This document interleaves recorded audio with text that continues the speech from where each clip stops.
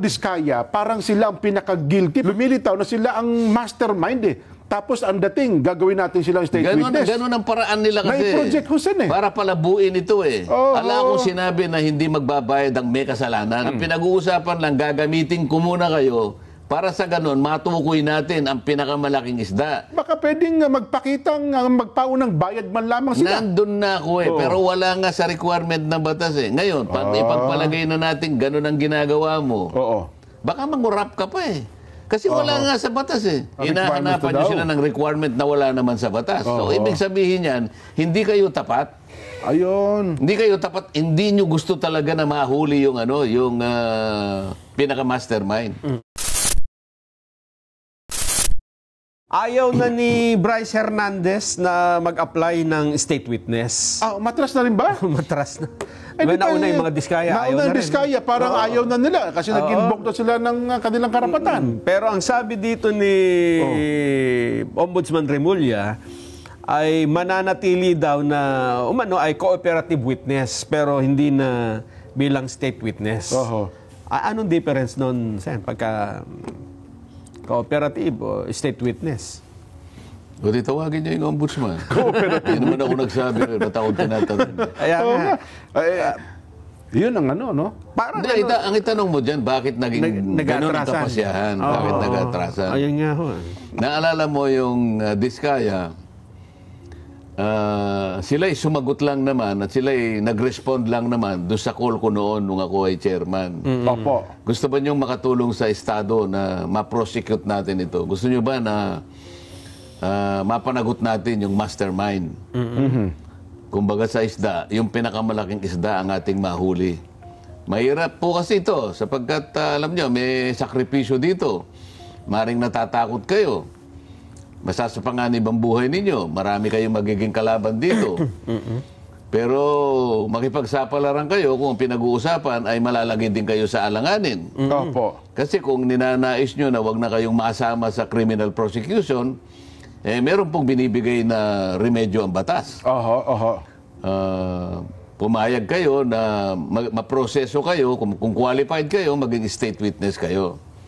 Sa paraan na yan, matutulungan yung Estado. Kasi kung walang lalabas na whistleblower dyan, kasi ang labas mo dyan, whistleblower ka eh. Tama po, sino? Kamukha nung tinesting namin yung 15 contractors na nandun. Yung listahan ng Pangulo yan, di ba? Yung natirang na nandun, may silang 10 eh.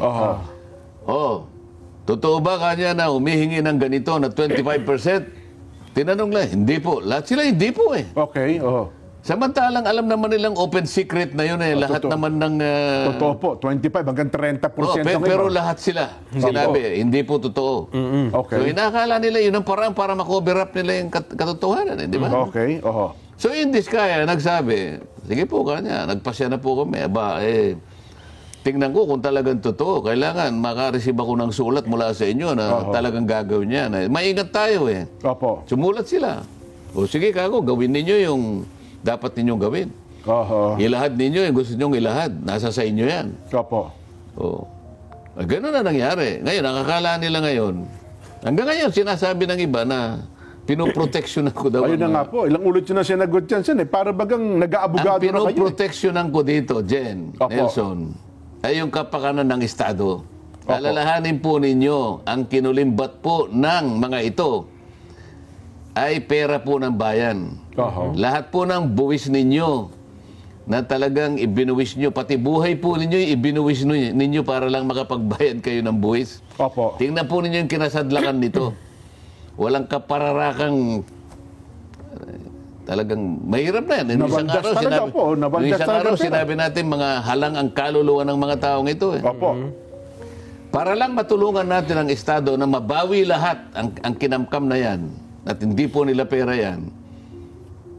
Gumamit tayo ng magagamit na mga taong kagaya ng mga ito na magpapasya kahit na mapasapanganib ang buhay nila. Magturo. Ang naituro, initially, 17 congressmen. Hindi ba nila naintindihan yun? Sino ba ang nagturo pa ng iba? Wala na. Opo, yung mag-asawang diskaya lang. Ang kapalit lang nun, yung inihingi nilang maproteksyonan sila, karapat-dapat naman dahil sa mapapasanganib ang buhay nila eh. Totoo. Di ba maintindihan yun? At palagi nilang sinasabi, hindi po. Hindi ko sila pinoproteksyonan.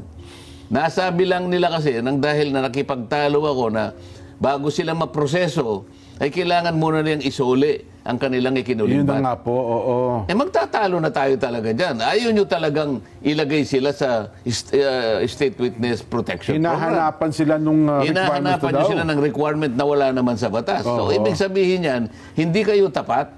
Ayun. Hindi kayo tapat, hindi nyo gusto talaga na mahuli yung pinaka-mastermind. Ang problema kasi dito, Sen, na i-project sa tingin ng tao, Nelson, na ang diskaya, parang sila ang pinaka-guilty, parang lumilitaw na sila ang mastermind eh. Tapos ang dating, gagawin natin silang state witness. Ganun ang paraan nila kasi. Na-project ko, Sen, eh. Para palabuin ito eh. Wala akong sinabi na hindi magbabayad ang may kasalanan. Wala akong sinabing ganon. Ang pinag-uusapan lang, gagamitin ko muna kayo para sa ganon, matukoy natin ang pinakamalaking isda. Matukoy natin kung sino yung mastermind. Yun ang aking plano. So, kailangan mo silang ilagay sa protection program. Ngayon, pag natapos na ang lahat ng ito at napagpasyahan naman ng korte, kahit kayong mga diskaya ay meron kayong pananagutang sibil. Opo. At sinabihan kayo na ito'y ibalik nyo sa gobyerno, yun ang panahon na ibalik ninyo. Ang dapat ninyong ibalik. Pero hindi daw ba, siyempre, pagpapakita naman ng gesture, Sen, kahit pa paano niya, siguro baka pwedeng magpakita magpaunang bayad man lamang sila. Nandun na ako pero wala nga sa requirement ng batas eh. Ngayon, ipagpalagay na natin ganun ang ginagawa mo. Baka mangurap ka pa eh. Kasi wala nga sa batas eh. Magkano ba ang ibabayad niya? Sinabi mo ba sa kanya kung anong dapat nang ibayad niya? Kanino ibibigay? Kanino ibibigay? Baka mamaya, ang sinabi mo, magbalik ka ng ganito, pero yung kalahati sa akin mo ibigay. Yun ang sinasabi ko. Yun ang nakakatakot doon eh. Dahil wala sa batas, pipilitin mo lamang, mangungurap ka dyan. Sinasabi ko na naman to, wala akong kinakampihan. Ang tanging layunin ko lang, talagang mahanap ko, matukoy ko, mahuli ko yung pinaka-mastermind. Sila ayaw nila eh. Ang napapansin namin dito, Sen, pag kami nagturo ng mga mastermind, sila yung inuusig. Sila yung inuusig. Gaya ni Gutesa. Ang classic dito si Gutesa. Isipin mo si Gutesa, sa pangkaraniwang testigo, kung halimbawa, Nelson, ikaw ay judge.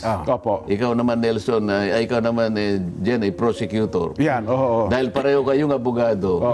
Alam na alam ninyo kung sino yung credible na testigo eh. Yes po naman. Lalo na sa isang judge, kasi nakalagay sa ating batas na pang-ebidensya, yung law and evidence. Isang mataas na uri ng ebidensya, testimonial man yan o dokumento na gagamitin o ilalabas ng isang taong magpapasya na magiging witness, kapag yung kanyang dokumento o yung kanyang sasabihin ay adverse sa kanyang interest, mataas na uri yun. Si Gutesa, mapapahamak siya. Si Gutesa, mapapahamak siya. Pero wala naman siya kinalaman. Wala. Dapat. Wala siyang gain. Wala siyang pakinabang. Wala siyang pakinabang. Una, wala siyang kinalaman doon eh. Naisip niya lang, naligalig siya. Ito palang ginagawa namin eh. Yan pala yung pinag-uusapan nila ron. Kung tumahimik siya, wala. Yung palang bulto-bultong, yung palang Melamelata. mali-malitang pera pala na dinahakot namin. Ito pala yung pinag-uusapan doon. Paano na yung bansa natin pagka ganito? Anong pakikinabangan niya? Wala. Totoo po. Pero ang magiging disgrasya sa kanya, marami. Laki. Hindi lang sa kanya, kundi sa pamilya niya. Yun ang isang credible na witness. Wala siyang motibo eh. Pansarili, wala. Pero siya yung siyang inuusig ngayon. Hindi ka. Fraudulent ka niya yung kasi yung nagnotaryo eh, hindi niya siya pumirma. Daw.